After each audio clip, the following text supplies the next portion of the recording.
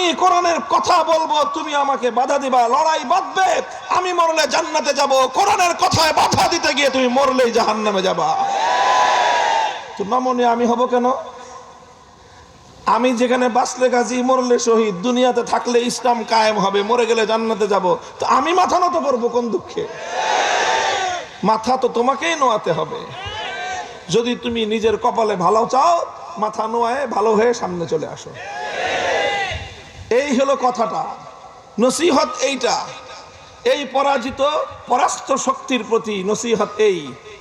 আপনাদের 50 বছরের বিগত দিনের রাজনীতি, আপনাদের চলার পথ পর্যবেক্ষণ করলে এটাই হলো আপনাদের সবচেয়ে বড় ভুল, যে আপনারা আলেমদের কাছ থেকে আপনাদের ভুল ত্রুটি সংশোধনের কথা বরদাস্ত করতে পারেন না।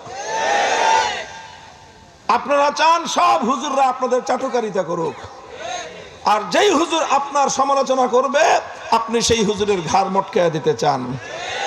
মনে রাখেন, এক হুজুরের ঘাড় মটকাবেন, তার ঘাড় মটকানো রক্ত থেকে 1000 হুজুর জন্ম নিবে। পারবেন না, অতীতেও পারে নাই।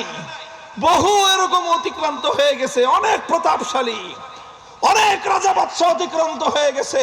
যে সমস্ত রাজা বাদশাদের নাম নেওয়ার মতো দুনিয়াতে আজ কেউ নাই, কিন্তু হক্কানি উলামায়ে কেরাম যারা কোরআনের কথা বলে গেছেন, যারা ইসলামের কথা বলে গেছেন, যারা হকের ঝান্ডা সমুন্নত করে গিয়েছেন, তারা শাহাদাত বরণ করেছেন।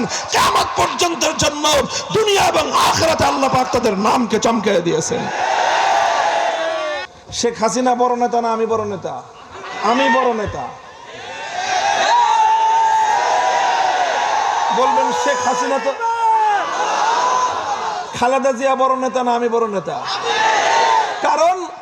কারণ আমি খালেদা জিয়া এবং শেখ হাসিনার চেয়ে কোরআন হাদিস বেশি পড়াশোনা করেছি। আর কোনো কারণ নাই। আমি তাদের চেয়ে নিজেকে উত্তম বলে দাবি করতেছি না, কথা বুঝছেন? আমি বলি না আমি উত্তম।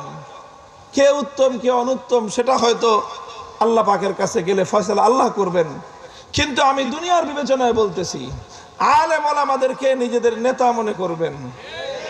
ওলামায়ে কেরাম যেই কথা বলবে, কর্মীরা যেই কথা যেইভাবে শুনে নেতার কথা, জনগণ আওয়ামী লীগ করেন বিএনপি করেন আলেমদের কথা সেইভাবে শুনবেন। পছন্দ হলে শুনবেন, পছন্দ না হলে লেজ নিচে নামা দিয়ে চোরের মতো পালায়া যাবেন। খবরদার কোনোদিন কোনো আলেমের সামনে মাথা উঁচু করে কথার প্রতিবাদ করার চেষ্টা করবেন না। আলেমদের কোনো কথা যদি আপনার কাছে ভুল মনে হয়, আরেকজন আলেমের কাছে গিয়ে বলবেন যে হুজুর এই কথাটা যিনি বললেন কথাটা কি সঠিক? যদি ভুল হয় ওই আলেম ওনার ভুল ধরায়া দিবে, আপনি সেই আলেমের ভুল ধরায়া দিতে পারেন না।